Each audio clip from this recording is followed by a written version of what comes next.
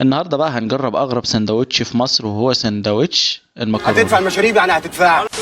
يلا بينا النهارده هنطلع عند على الله، عالم من اعلام لف بقى في المحل. المصاريف شويه. خلاص بقينا ملاك. لو انت مش من المحل يبقى فايتك كتير، يعني اكيد ما تعرفش اغرب سندوتش في مصر. يعني فايتك كتير قوي. المحلة مشهورة بأكلة سندوتش مكرونة الصلصة، ممكن تحط عليها لحمة مفرومة او ممكن تحط عليها اي نوع من انواع اللحوم اللي انت بتحبه. بس احنا النهاردة هنجرب الاول مكرونة بالصلصة ومكرونة بالكبدة زي ما انتوا شايفين كده. بس قلنا ايه، لازم نجرب الاتنين لان هم دول اللي احنا اكتر اتنين حبيناهم بصراحة. فتعالوا بقى نجرب مع بعض كده المكرونة بالصلصة. وزي ما انتوا شايفين كده السندوتش بيبقى عبارة عن مكرونة وجواها صلصة زي ما انتوا شايفين كده.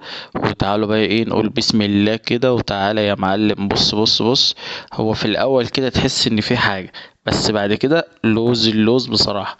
وقلنا بقى نجرب المكرونة بالكبدة، ديت كانت احلى واحلى واحلى فوق ما تتخيل. فلو انت هتقول لي انصحك تجيب ايه، اقول لك انصح هات الاتنين. ولو انت خايف او مقلق فلا، التجربة تستاهل. كنت عايز اقول لك حاجه، بس كنت عايز اسالك سؤال. وعندهم بقى طبق مكرونة بالكبدة ده ب60 جنيه، عبارة عن مكرونة وكبدة وطحينة وصلصة. دي في حتة تانية خالص، وباين عليا اهو اول ما هتلاقوني بدوق.